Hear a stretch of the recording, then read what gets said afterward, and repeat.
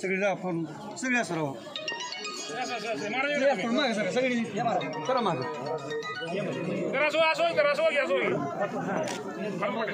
थोडं मागे सर सगळे निघतील थोडं असं सगळे निघतील असे बरं पाहून पुढे येतो मी थोडं असं मागे सर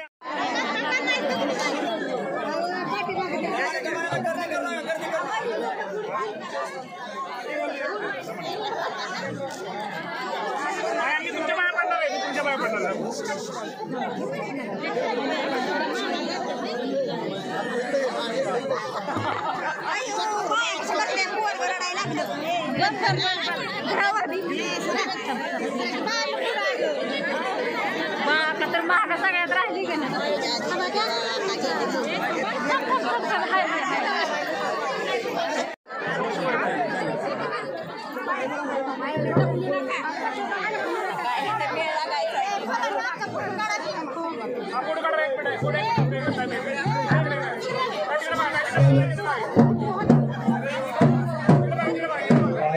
लक्ष द्या राख्या बांधून झाल्यानंतर महिला जेवण करण्यासाठी महिला बसून घेतील सर्व युवक मित्रांना विनंती आहे की वाढण्यासाठी सर्वांनी त्या ठिकाणी जायचंय महिला जेवण राख्या बांधून महिला जेवण करायला बसतील आणि या ठिकाणी महाराज सध्या काय झालंय पुरुषांपेक्षा आता कुठल्याही सभेत असू द्या कुठल्या महिला बहिणींची गर्दी जास्त दिसते आणि महाराज खरंय शेवटी महिलांची माया आईची माया लेकीची माया आणि बहिणीची माया ही वेगळी असते ते प्रेम वेगळं असतं आणि कदाचित बाळूमामांच्या या प्रेमापोटी दर्शन घेण्यासाठी आरतीसाठी आमच्या केरे महाराजांचं कीर्तन ऐकण्यासाठी आमचे खामगळ महाराज असतील दुसरे चोरमले महाराज असतील भारत काळेल महाराज असतील या सगळ्या मंडळींनी जे हे मंदिर उभारण्यासाठी ज्यांनी ते कष्ट घेतलेले आमच्या अनेक भक्तगणाला त्यांच्या माध्यमातून जे आशीर्वाद मिळाले ते निश्चित त्याचा फायदा आपल्या सगळ्यांना झालेला आहे आणि आमच्या मोतीवार साहेबांचं पण त्यांचं पण मी आभार मानतोय तालुक्याचा आमदार या नात्यानं की त्यांनी आपल्या सगळ्यांना बाळूमामाचं शिखराचं काम त्यांच्या कुटुंबाने हाती घेतलेलं आहे शेवटी आयुष्यामध्ये काय खरे महाराजांनी तर आपल्या सगळ्यांना सांगितलेलंच आहे की आपल्या आयुष्यामध्ये जेवढं आपल्याला लोकांसाठी देता येईल लोकांचं आपल्याकडून जेवढं भलं करता येईल लोकांचं कल्याण करता येईल आणि लोकांना जेवढा आपल्याकडून आनंद देता येईल तेवढा देण्याचा प्रयत्न आपण सर्वांनी केला पाहिजे शेवटी महाराज आनंद हा गोलगोल आहे आनंद हा गोलगोल आहे आनंद जेवढा एकपट आपण दुसऱ्या माणसाला देऊ तोच आनंद उलटा 10 पट आपल्या कुटुंबाला मिळाल्याशिवाय राहत नाही त्यामुळे आनंद द्या आणि आनंद घ्या हे आयुष्य खूप सुंदर आहे या सुंदर आयुष्यामध्ये एक नेहमी लक्षात ठेवा आपल्या बोलण्यानं आपल्या वागण्यानं कुणाचं मन दुखावणार तर नाही ना कुणाला वाईट वाटणार तर नाही ना आपल्या बोलण्यामुळे कुणाच तरी संध्याकाळची झोपमोड तर होणार नाही ना याचा नेहमी विचार करा दुसऱ्यांचा विचार करायला शिका आपण जर दुसऱ्यांचा विचार करायला शिकलो तर निश्चित प्रकारे आपले अनेक प्रश्न हे निश्चित प्रकारे आपले मार्गी लागतील आणि या जगामध्ये तुम्हाला दुसरं सांगतो मी भावांना पण सांगतो आणि तुम्हा बहिणींना पण सांगतो लोकांना दुसऱ्याचं खूप चांगलं वाटतं ह्याचं लय बरं आहे ह्याचं लय चांगलं आहे हिचं लय चांगलं आहे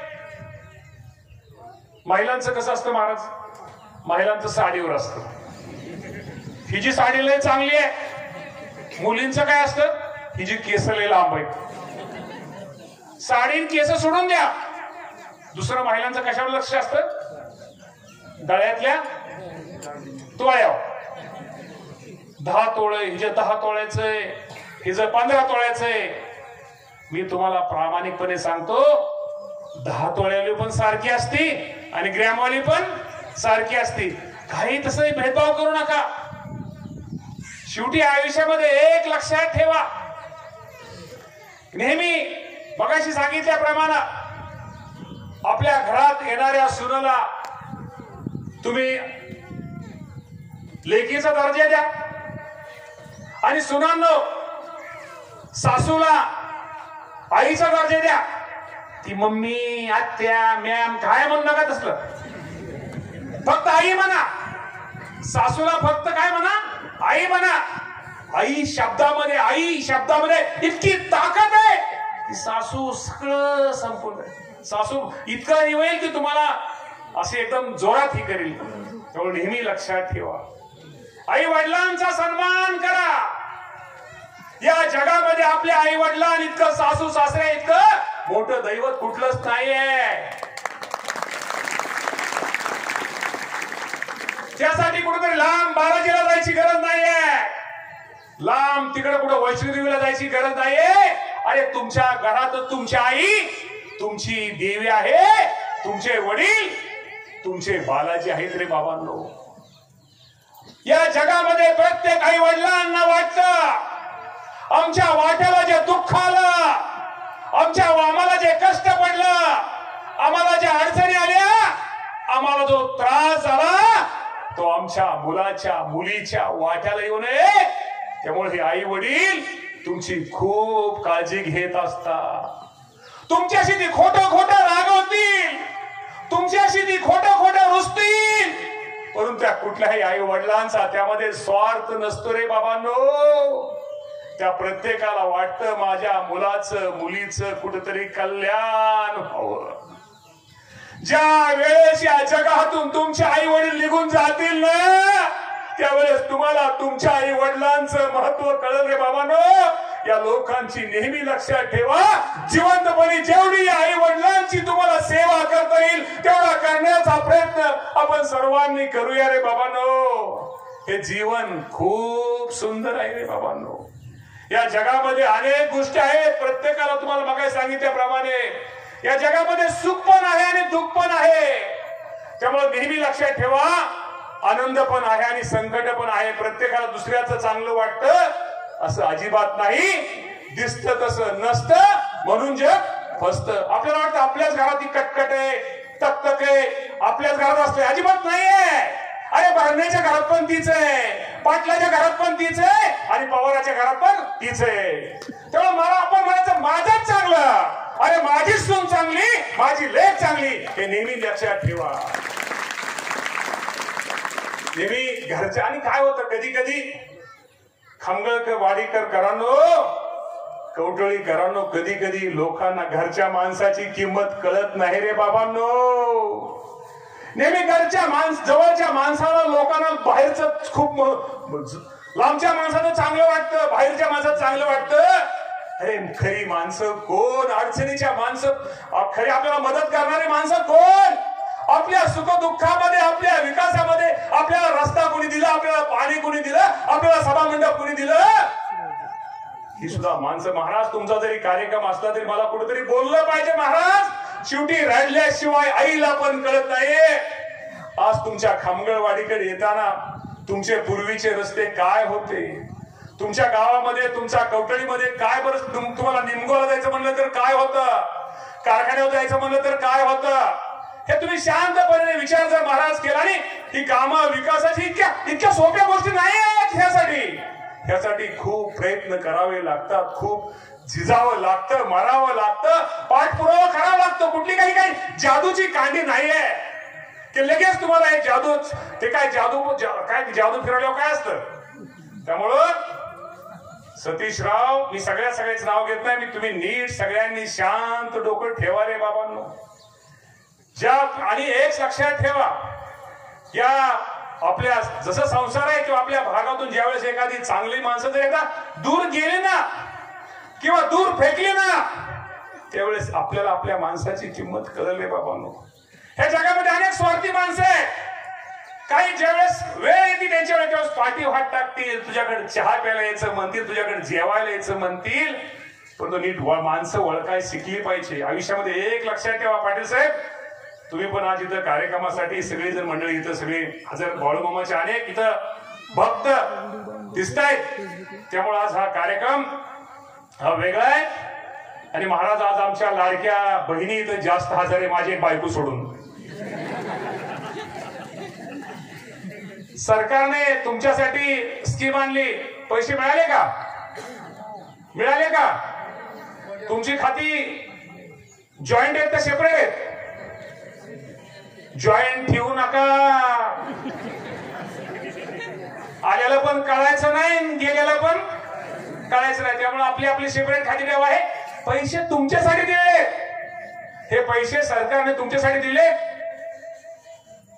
गॅसचं पण आहे, गॅसचं सुरू केलं का ती फॉर्म भरायला? गॅस पण आहे.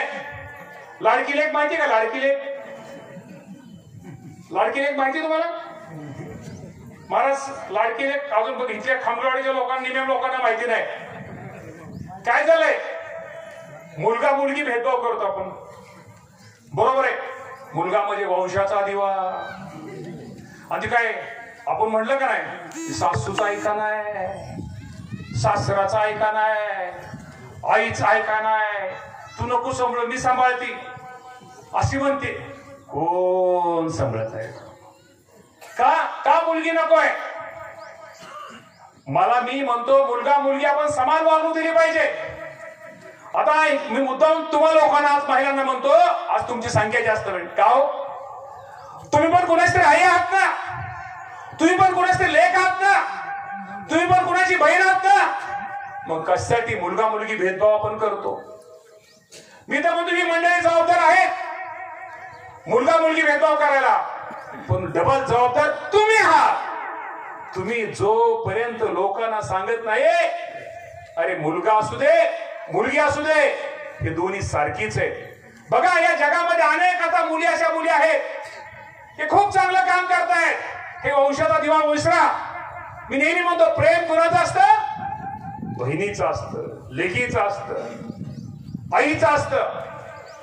कदाचित लोक मी तुम्ही वाईट वाटून घेऊ नका. दवाखान्यामध्ये मी ज्यावेळेस भेटायला एखाद्या पेशंटला जातो, मला थोडा नाद आहे. पुण्यामध्ये असू द्या, मुंबईमध्ये असू द्या, स्वतःच्या पैशाने मी माणसं तिथे ठेवलेली आहेत की गरीब लोकांना त्याची रुग्णांना मदत व्हावी. तिथं त्याला फायदा दवाखान्यातल्या लोकांना, गरीब माणसाला व्हावा. महाराज मी ज्यावेळेस पुण्याला मुंबईला ज्यावेळेस पेशंटला भेटतो, पेशंट आयसीयू मध्ये असतो आणि पेशंटला भेटल्यानंतर आपण ज्यावेळेस बाहेर येतो, रूम असते माहितीये, बाहेर रूम असते, वेटिंग रूम असते. त्या वेटिंग रूम मध्ये बाहेर कुणाचं प्रमाण जास्त असतं? प्रमाण कोणाचं? महिलांचं प्रमाण जास्त असतं. हे गोष्ट खरी, महिलांचं प्रेम जास्त असतं. कुणीतरी एक आई असते, कुणीतरी लेक असते. माझे तिचे वडील ऍडमिट असतात, कुणाचं तरी भाऊ ऍडमिट असते, कुणाच तरी आई ऍडमिट असते. आणि एक बाहेर कोण असतं? दुसरं एक सासूरवासीन बहीण. जी बहीण माझा भाऊ बरा व्हावा, माझे वडील बरे व्हावेत, माझी आई बरी व्हावी म्हणून ती सासूर वासीन बहीण सासऱ्याला चुकवून, नवऱ्याला चुकवून सोन्याचं किडूक पुडूक गहाण ठेवून मोडून दवाखान्याचं बिल देणारी, मेडिकल दुकानाचं बिल देणारी कोण असते? अरे ती एक बहीणच असते. त्यामुळे आईची, बहिणीची, लेकीची माया ही वेगळी असते. त्यामुळे नेहमी या लोकांचा, तुम्ही बहिणींचा सन्मान करा. मुलाला मुलीला वेगळं स्थान देऊ नका. मी तर तुम्हाला सगळ्यांना प्रामाणिकपणे सांगतो, मुलापेक्षा मुलगी बरी प्रकाश देते, मोठेने प्रकाश देते. अगं तुम्ही तरी म्हणा की म्हणजे लेकी माझं हे कर, त्यामुळं ठीक आहे हो ते म्हणत मी मामा तुमची ह्यासाठी मदत झाली. महाराज आता किती लोकांना मदत केली आणि काय काय केलंय आता काय सांगू आता सगळं. आणि खरं सांगू महाराज, मी तुम्हाला प्रामाणिकपणे सांगतो, तिला खोटं खोटं करतात, एका दुसरं काय करतात, ती म्हणतो मी केलं, ती फ्लेक्स लाव, काय कर नाही, आपण केलं, खूप कामं केली नाही, त्या व्हॉट्सअपवर मध्ये गेलो, पेपरबाजी नाही केली, ते फ्लेक्स नाही लावले. अरे शेवटी लोकांना कळतं खरं काय खोटं काय. एक नेहमी लक्षात ठेवा, खोटं लगेच कळतं, खरं कळायला वेळ लागतो, पण खरंच टिकतं, हे पण आयुष्यामध्ये नेहमी लक्षात ठेवा. आज हा कार्यक्रम बाळू मामाचा कार्यक्रम आहे. आमचे गरे महाराज म्हणतील मामाचं काय चाललंय. महाराज आता कधी कधी सांगायची पण वेळ येते हो महाराज. नाही हो, कधी कधी घरच्या माणसाला घरच्या माणसाची किंमत कळत नाहीये. त्यामुळे या गोष्टी आपल्या सगळ्यांना सांगितल्या पाहिजे. नेहमी लक्षात ठेवा, महाराज हा तुमचा तर कार्यक्रम आहेच, पण बाळूमामाचं हे सुद्धा कसं एवढी लोक आणि हे आमच्या बहिणी मला कधी सापडतील का. बहिणीनं लक्षात ठेवा, या मामाने तुमच्यासाठी, सगळ्या तुमच्या गावासाठी, या परिसरासाठी खूप करण्याचा प्रयत्न केलेला आहे. सगळंच अजून माझ्याकडून झालं नाही असं झालं असं म्हणणार नाही, पण खूप प्रयत्न पूर्वीचा आणि आताच्या मध्ये खूप प्रयत्न केलेला आहे. त्यामुळे तुम्ही कसा मामाला आशीर्वाद द्यायचा तर द्या, आणि इकडून काय चुकीचं आलं ह्यांना काय सांगायचं ते सांगा. त्यामुळे आज हा खूप कार्यक्रम आहे, आनंदी कार्यक्रम आहे. या आनंदी कार्यक्रमामध्ये आयुष्यामध्ये नेहमी हसत खेळत राहूया, आनंदात राहूया, आणि टेन्शन तकतक सगळ्याला आहे. या आयुष्यामध्ये टेन्शन, तकतक, धगधग, स्पर्धा सगळ्याला आहे. तुम्हाला वाटलं असेल मामाला गाडी आली, फटाकडे वाजले, मामाची किती मजा आहे. बहिणींनो, बाळू मामा शपथ तुम्हाला सांगतो, बाळू मामा शपथ, तुमच्या सगळ्यांचं दुःख जरी एकत्र केलं तर या मामाचं दुःख जास्त आहे हो. हे कोणाला सांगू मी. आज मी एवढं काम करतो, तालुक्यासाठी मरतो, एवढं काम मनापासून प्रामाणिकपणे केलं तरी माझ्या आयुष्यामध्ये मी आज माझी बायको समोर आहे. साहेब, आज माझी बायको आहे, माझा मुलगा, मी कधी कुटुंबाला वेळ दिला नाही, तरी सुद्धा या तालुक्यामध्ये सकाळी उठल्यापासून संध्याकाळी झोपेपर्यंत माझ्या प्रत्येक रस्त्यामध्ये काच्या आणि काटा टाकल्या जातात, तरी मी कुणाला ह्या गोष्टी सांगत आहे. शेवटी आपण आपलं झेलायचं असतं, आपल्या आपल्या आयुष्यामध्ये असंच आपण घेऊन पुढं जायचं असतं. शेवटी आयुष्यामध्ये काय, प्रत्येकाला संकट आहे, प्रत्येकाला अडचणी आहेत. संकट आणि अडचणी म्हणून डगमगायचं नसतं, त्याला सामोरं जायचं असतं. शेवटी जी माणसं आयुष्यामध्ये सामोरं जातात ती माणसं टिकतात.